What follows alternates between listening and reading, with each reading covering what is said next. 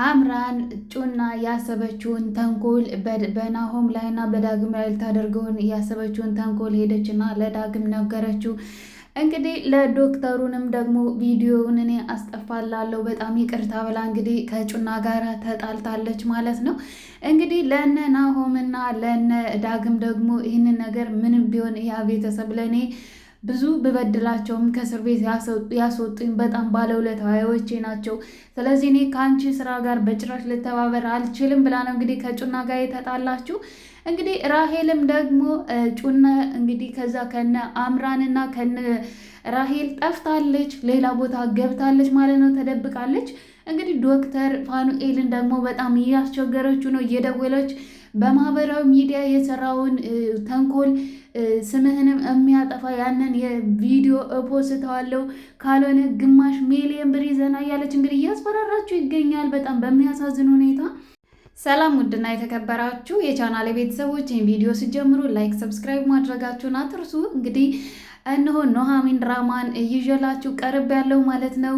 በአሁኑ ክፍል እንግዲህ ጩና ሴራዋን አጋልጣባታለች ማለት ነው። በድጋሚ ዶክተር ፋኑኤልን ያደረገችውን ለራሱ ለዶክተር ፋኑኤል ሄዳ እንግዲህ ኑሐሚንና ናሆም ሊጋቡ እንግዲህ አብር ሚዜዎቹን መራርጠዋል። እንግዲህ እዛ ስለ ሚዜነቱ እየተመካከሩ ያለ ነው ማለት ነው። ሄዳ ጭፈራ ቤት የነገረችው ለዶክተር ፋኑኤል እኔ ነኝ፣ በጣም ይቅርታ አድርግልኝ፣ ነገር ግን እኔ አይደለም የሀሳቡ ባለቤት ጓደኛዬ ናት እንጂ እኔ አይደለሁም። በቃ እኔ በጣም ያሳለፍኩት ህይወት በጣም መጥፎ ህይወት ስለሆነ በቃ እና በጣም ብዙ ያልታከሙ ህመሞች አሉኝ ዶክተር፣ እኔ ከፈለግ ካሁኑኑ ፖሊስ ጣቢያ ወሰደኝና አሳስረኝ ትለዋለች።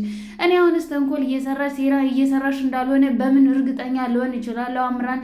ምክንያቱም የዚህ ሴራ ባለቤት አብረሽ አንቺም ነው። እኔ ብቻ መስሎሽ የምጎዳው ሌላ ነገር እያሰብሽ እንዳይሆን አላት ማለት ነው ዶክተር ፋኑኤል። አይ በፍጹም እኔ ዶክተር አታየኝም እንዴ? ልቤ ተሰብሯል እኮ። አዎ እውነት ነው፣ ድሮ በጣም ተንኮለኛ ነበርኩኝ፣ ያላስቀየምኩት ወንድ የለም። ነገር ግን እኔ አባቴ እና እኔ ነኝ አባቴን የገደልኩት እናቴን ለማትረፍዬ ነበረ ብላ እንግዲህ ይህ ታሪኳን ለዶክተር ፋኑኤል ነግረዋለች።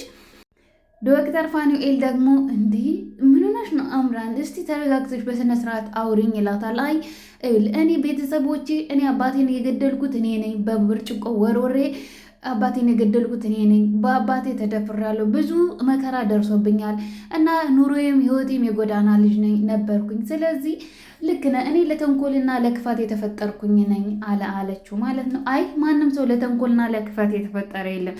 ተንኮለኛም ክፋተኛ የምናደርገው እራሳችን ነን እንጂ ማንም ሰው ለተንኮልም ሆነ ለጥሩ ነገር ብቻ ለመጥፎ ነገር ብቻ የተፈጠረ ሰው የለም። ስለዚህ ራስሽ እንዲህ ብለሽ አታሳምኝ ይላታል። ነገር ግን እኔ ችግር የለውም፣ እኔ ይቅርታ አድርጌልሻለሁ። ነገር ግን ቪዲዮውን እንደምንም ብለሽ ከዛች ከጓደኛሽ ይዘሽልኝ መጥተሽ አስጠፊልኝ። ምክንያቱም እኔ የተከበርኩ ዶክተር ነኝ እንጂ ሚስት ምናምን የለኝም። ገባሽ አላት። እኔ ዶክተር እኔ ብችል እኮ እኔ ደስ ይለኛል። ያንተ ህይወት ብቻ አይደለም፣ እዛም ላይ እኮ ቪዲዮ ላይ የራሴ ፎቶ ራሴም አለው እኮ እንጂ አንተ ብቻ አይደለህም። ስለዚህ እኔም በጩና ተጠቂ ነኝ እያልኩ ነው ትለዋለች። አይ እኔ ሴራሽ እንዳልሆነ በምን ላቅ እችላለሁ? አሁንስ ቢሆን በምን ላምንሽ እችላለሁ? እያለ እንግዲህ እየተጠራጠራት ይገኛል ዶክተር። ዳግም ደግሞ በጣም አዝኖላታል። በጣም ነው ያሳዘነችው። ስለ ህይወት ታሪኳ ስትነግረው በጣም ነው ያዘነላት ማለት ነው። ምክንያቱም ዳግም አሁን በጣም ተቀይረዋል። በቃ ቤት እከራይልሻለሁ፣ አንቺ የእውነት በእርግጥ በደረሰብሽ ነገር በጣም አዝናለሁ። ነገር ግን ይህን ነገር ለናሆምም ነግሬዋለሁ። ናሆም ግን ምንም ሊረዳኝ አልፈለገም አለችው። እርግጠኛ ነሽ አላት። አዎ እኔ ነግሬዋለሁ፣ ነገር ግን ሊረዳኝ አልፈለገም። እኔ አሁን ለተንኮል ወይም ለሴራ አይደለም የመጣሁት። እኔ አንተንም ሆነ ናሆም ሰርጉም እንዲበላሽ ስለማልፈልግ ነው ብላ እንግዲህ ስትነግረው በጣም ነው ያዘነላት። ወዲያውኑ ነው አካውንትሽን ስጪ ብሎ እንግዲህ ብር አስገብቶላታል ወደ አካውንቷ። ሌላ ደግሞ እንግዲህ በቃ ሁልጊዜ ጠይቅሻለሁ፣ ምንም ችግር የለውም ብሎ እንግዲህ ቤት ራሴ ይከራይልሻለሁ፣ አይዞሽ በቃ ተረጋጊ ብሎ እቅፍ አድርጎ ነው የሳማት። እንግዲህ ማለት ያው ሁሉም ሰው ከመጥፎ ነገሩ በዛው ይቀጥላል ማለት አይደለም። እንግዲህ ኤርሚያስና ኤሚ ደግሞ በቃ ኤሚ አሁን በጣም ኤርሚያስን ወደዋለች ከድሮ በተለየ ማለት ነው። ሁልጊዜ እንከባከባታል፣ ከጎኗ ነው ከሕክምናውም ከተመለሰች በኋላ እና በጣም ደስ ብሏታል። እንግዲህ እኔ ግን አሁን ትወደኛለሁ ብላ ጠይቀዋለች። አዎ እንዲህ እወድሻለሁ፣ ነገር ግን ቤተሰቡ ሊቀበለኝ ላይቀበለኝ ይችላል እና ልብሽ እንዲሰበረ አልፈልግም ይላታል። ምንም ችግር የለውም፣ ምንም ይቀበሉኛል። ምክንያቱም እስኪ ቆይ ኑሐሚንን ላማክራት አለችና እንግዲህ ኑሐሚንን ሄዳ ስትጠይቃት እንዴ ምንድነው የሁሉ ፍልቅልቅነት? ምንድነው ፊትሽ እንደዚህ ፍክት አለሳ? ምን የተገኘ ነገር አለ እንዴ አለቻት። እኔ እንዴት አወቅሽ? እኔ ይሄ ፊት እኔ የማሳየው ፊት ነው። እንዴት መቼ ስትላት ኑሐሚን ሸኝቼው ወደ ቤት ስመለስ ትላታለች። ወይኔ አፍቃሪዎች እኮ አንድ አይነት ባህሪ ነን ያለን ማለት ነው። በጣም ይገርማል። እና እኔም ከሆን ኤርሚን ሸኝቼው እየተመለስኩኝ ነው። የእውነት እኔ አልቻልኩም፣ በጣም ወድጀዋለሁ አለች። እና እንግዲህ ችግር የለውም ቤተሰቡ መቼም እምቢ ይልሻል ብዬ አላስብም። ለምን አሁን ይህን ፈገግታሽን ማንም ሰው ነው የሚፈልገው፣ ፈገግታሽን ናፍቆናል እና እምቢ ይልሻል ብዬ አላስብም። በርቺ የኔ ውድ ብላ እንግዲህ አበረታታታለች። እንግዲህ ፋንቱ ደግሞ አሁን በቃ ኤሚን እያወቀች ነው የናሆምን ልጅ መሆን እንግዲህ ባለፈው ነግራት ነበረ፣ እንግዲህ ለኤሚ ነግራት ነበረ ማለት ነው። እና አሁን ደግሞ ለይኩን የፋንቱምን መኝታ ቤት ገብቶ የሆነ ነገር እየበረበረ ነው። አቶ ለይኩንም እንግዲህ መኝታ ቤቷ ከገባ በኋላ እንዳለ ቆየት ነው ያስቀመጠችው ፋንቱ። የሆነ መረጃ ነገርማ ማግኘት አለብኝ ፋንቱ፣ በጣም ይቅርታ ክፍልሽ መግባት አልነበረብኝም አንቺ በሌለሽበት እያለ እንግዲህ ቦርሳዋን ምስቅልቅል አድርጎ አልጋው ስርም ሁሉንም ነገር ፍትሽ ሲያደርግ እንግዲህ የናሆም ልጇ እንደሆነ ገና ሕፃን እያለ የተነሳውን ፎቶ አግኝቷል ማለት ነው። በጣም በሚገርም ሁኔታ እና ድርስ ብሎ ደርሳበታለች። መጨረሻም ደርሳበታለች በሚያሳዝን ሁኔታ። እንግዲህ ባለፈው ጀምሮ ተጠራጥሮ ነበር፣ ነገር ግን ፋንቱ መናገር አልፈለገችም። ለኤርሚያስና ለኤሚ ከዚህ በፊት ታማ እያለ ነግራት ነበረ ማለት ነው። እኔ ቤተሰብ የለሽም ወይ ፋንቱ ስትላት እንግዲህ አይ ቤተሰብ የለኝም፣ በእርግጥ ግን እኔ ማላቀው አንድ ልጅ አለ፣ የት እንዳለ ይሙት ይዳን ማላቀው አንድ ልጅ ብቻ ግን አለኝ ብላት ነግራታለች። ነገር ግን አሁን ናሆም ልጇ እንደሆነ ካወቀች በኋላ በቃ በጣም ስለ ናሆም የሆነ ነገር ሲደረግ በጣም ነው የምታስበው። ባለፈው ለራሱ እንግዲህ ለኑሐሚንና ለናሆም የተሰጠውን ቤት ዝናሽ ለምንድን ነው ለእኔ ሰዓት ነግረኝ ያደረግከው ትለዋለች። ምክንያቱም አልነገራትም። በእርግጥ ፋንቱም በእርግጥ ለይኩንም ጥፋት አለበት። ለምን ሚስቱ ናት። ከዚህ በኋላ ምንም ነገር አንደባበቅም ተብሎ ቃል ተገባብተዋል። መናገር ነበረበት። እንግዲህ ቤቱን ስጦታ ሲሰጣት በሌሉበት ኤሚን ይዛ በሄደችበት ሆስፒታል ሄዳ በሄደችበት ነው እንግዲህ ያንን ቤት ስጦታ አድርጎ እየሰጣት እንግዲህ ምክንያቱም ያው ያልወለደችው ልጇ ስለሆነ ናሆም በእርግጥ ከዳግም ከወለደችው ልጇ ይበልጥ የምትወደው ዳግምን ናሆምን ነው። ለምን እሷን በቃ በስነ ስርዓት ነው ያሳደገችው ገና ሕፃን እያለ። ዳግምን ግን አላሳደገችውም። ያው ከአባቱ ጋር ነው ያደገው። እንግዲህ የዳግም አባት ደግሞ ከእስር ቤት አስወጣይ ብሏል። እንግዲህ እስር ቤት የተዋወቀው አንድ ዳይመንድ የወሰደ የሰረቀ ልጅ አግኝቷል ማለት ነው። ስለዚህ ከዛ እስር ቤት አስወጣይ፣ በቃ 2 ሚሊዮን ብር ክፈልና አስወጣኝ። ከዛ ግን ውለታን እንደዋልክልኝ የማቀው ይህንን ነገር ስታደርግልኝ ነው ይለዋል ማለት ነው። እንግዲህ ሰንበቱ እንደዛ ብሎ ሲነግረው እንዴ ያን የከበረ ማዕድን ደግሞ ያለው ልጁ ላይ ነው የተሰረቀ ነው። እንግዲህ ሁልጊዜ በየቀኑ እየወሰዱ እስር ቤት ይቀጠቅጡታል።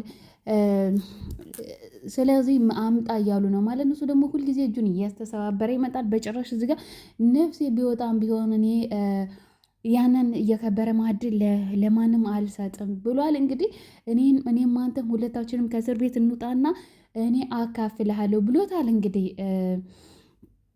እስር ቤት የተዋወቀው የሲምባ ጓደኛ ለዛ ነው ከዛ ከእስር ቤት መውጣት የሚፈልገው። እንግዲህ ለይኩን ደግሞ ያንን ነገር አስወጣኝ። በእርግጥ ለናሆም እንዲህ ብሎ ሲነግረው ናሆም ደግሞ ለምንድን ነው ይህንን ነገር ለምንድን ነው አባዬ እዚህ ውስጥ የምትገባው? ምክንያቱም ይህ እኮ ወንጀል ነው፣ ድርጅታችንን ሊመልሰው ይችላል። እጥፍ አድርጌ ነው የምሰጥህ፣ ከዚህ ካስወጣይም በኋላ እጥፍ አድርጌ ነው የምሰጥህ ይለዋል። አንደኛ ሲምባ ማለት 2 ወንጀል ያለበት ነው፣ ነብሰ ገዳይ ነው። በ2 ወንጀል ተከሶ እድሜ ልክ የታሰረበትን ሰው አባዬ በምን አምነህ በምን አውቀ ነው እንግዲህ እምታስፈታው ይለዋል።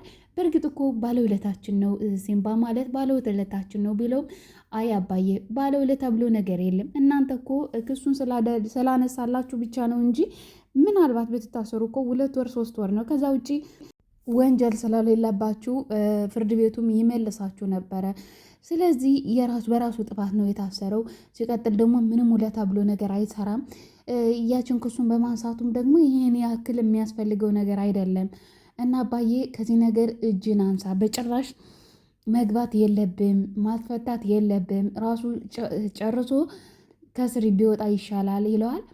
አይ እኔ እንጃ፣ እስኪ ቆይ ልጄ እኔ አላቅም፣ በቃ ብቻ ግን በጣም ግራ ተጋብቻለሁ። ያን ማዕድን ከየት እንደመጣ በምክንያት እንዳገኘው ላቅ አልቻልኩም። ስለዚህ አባዬ ከዚህ ከወንጀል ውስጥ ደግሞ አንተ መግባት የለብም፣ የራሱ ጉዳይ ተው፣ በቃ እኛ ድርጅታችንን ኪሳራ ውስጥ የሚከት ነገር በጭራሽ ማድረግ የለብንም አባዬ፣ ምንም ማድረግ አይቻልም። እንግዲህ ሲቀጥል እዛው ራሱ ከወጣ ይውጣ ራሱን ችሎ እንጂ አንተ እጅን እንዳታስገባ ይለዋል። ነገር ግን ይህንን ካላደረክልኝ በጣም ውለታዬን እንደበላኸው ቆጥረዋለሁ ብሎኛል።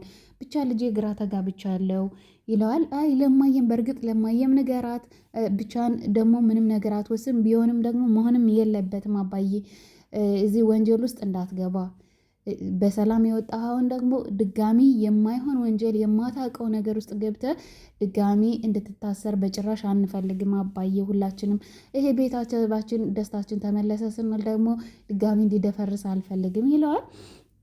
እንግዲህ ዶክተር ፋኑኤል ያው አምራንን ለመርዳት እያሰበ ነው። ጩና ደግሞ እንግዲህ ራሄል አንቃ ይዛ አምጭ ቪዲዮን ካልሰጠሽኝ አልተውሽም ብላታለች። እኔ ቪዲዮን አልሰጥሽም፣ ይኸውልሽ ዶክተሩ ሲጀመር እኔ ብሩን ብቻ ነው የምፈልገው፣ ቪዲዮን አልለቅበትም፣ ብሩን ይስጠኝ ትላታለች። ይህን ያክል ብር አንቺ ከየት አግኝቶ እንዲሰጥሽ ፈልገሽ ነው? ከየት ያገኛል ይህን የሚያክል ብር ትለዋለች። አይ በቃ እኔ ብሩና ብር ነው የምፈልገው፣ ለምን እንደሚያስፈልገኝ ብር አንቺ አልገባሽም። ለምንድን ነው እኔ ማደርና መዋል ከፈለግሽ እኔ ቤት ነይና ከቅመምና ከኔ ጋር መኖር ትችያለሽ። ስለዚህ ማደሪያ ቤት ከሆነ የቸገረሽ እባክሽን የተከበረ ሰው ዶክተር እንዲያደርገሽ ምስቅልቅል አታድርጊ። በማህበራዊ ሚዲያ የሱ ፎቶ እንደዚህ ብትበትኙ እንዴት አይነት የሞራል ስብራት እንደሚደርስበት አታውቂም ወይ ትላታለች። እኔ አያገባኝም እና ይሄንን ከፈራ ብሩን ለምን አያስገባልኝም? ብር እንዳለው በደንብ አውቃለሁ። እኔ ሳላጣራ መሰለሽ እንዴ እዚህ ውስጥ የገባሁት? ሲጀመር ይሄንን ነገር እንድታስቢ ማን ያደረግሽ? ማን ነው ይሄንን ሰይጣናዊ ስራ እንዲያሳስቢና ከስርቆት ቀጥታ ወደ እንደዚህ አይነት ሰውን ወደ ማስፈራራት የገባሹ በምን ምክንያት ነው ትላታለች። እኔ በምንም ይሁን አያገባሽም። አሁን ደግሞ በቃ ተይኝ ብላ እንግዲህ ጩናን ገፍትራት ሄዳለች። እንግዲህ ራሄልን በቃ በጣም ነው የተናደደችው። ራሄል ለራሱ ለምን በቃ አሳዘናት ዶክተሩ። ያው ከአምራን ጋርም ተጣልተዋል። አንቺ እንዴት ምንስ ቢሆን እንዴት እዚህ ወንጀል ውስጥ ትገቢያለሽ? እሱ ብቻ እኮ አይደለም የራስሽን ፎቶ አለ እኮ ራስሽም አለሽ እኮ እዛ ቪዲዮ ውስጥ። ዶክተሩ ብቻ አይደለም። እኔ እባክሽን ተኛት። እኔ በዚህ ስራዬ በጣም እየተጸጸትኩኝ ነው። አሁን ምን አድርጊ ነው የምትይኝ ራሄል? እኔ ጩና ያለችበትንና ያንን ቪዲዮውን የት እንደማገኘው ብቻ እንድትረጂ ነው የምፈልገው እባክሽን። ዶክተሩ በጣም ነው ያሳዘነኝ። አሳስረን በቃ እስር ቤት ውሰደን እንኳን ብለው እኮ እምቢ ነው ያለ። እኔ ለፖሊስ ስጠኝ በቃ አሳልፈ ስጠኝ ብለው እምቢ ነው ያለ እና የተባረከ ሰው ነው። እባክሽን እኔ ጩናን ብቻ እንድታገናኝ የሚፈልግ ብላ እንግዲህ ብትላት ያው ራሱ አግኝታት ነበር። እምቢ ብላለች እንግዲህ እንደምታውቁት። እና እንግዲህ ፋንቱና ለይኩን ደግሞ በጣም ለምንድን ነው የደበቅሽኝ? እኔ ስጀምር ከመጀመሪያውም ጀምሬ ተጠራጥሬሽ ነበረ። አንቺ የናሆም ወላጅ እናት ነሽ ይላታል። አይደሉም ማለት በቃ አይደሉም። ለምን አሁን መናገር አልፈለገችም። እንግዲህ እሷ ከሆነች አሁን እሷ ናት ብላ እኔ ነኝ ብዬ ከተናገርኩኝ አንደኛ ትዳራቸው አደጋ ላይ ሊወድቅ ይችላል፣ ሁለተኛ ደግሞ ብላ አስባለች። አሁን መናገር አልፈለገችም። እንግዲህ ናሆም ሰክሮም ሄዶ እንግዲህ ስለ እናቱ የኔ እናት ማናት እያለ ሲያማክራት እናት እኮ እንዴት መንገድ ላይ ትጥለኛለች? እናት እንደሱ እንደዚህ ነው ወይ ብሎ ሲላት አይተ ወይ ደግሞ ያንተን ለማትረፍ ቢሆንስ ብላ እንግዲህ ብዙ ነገር ነግረዋለች።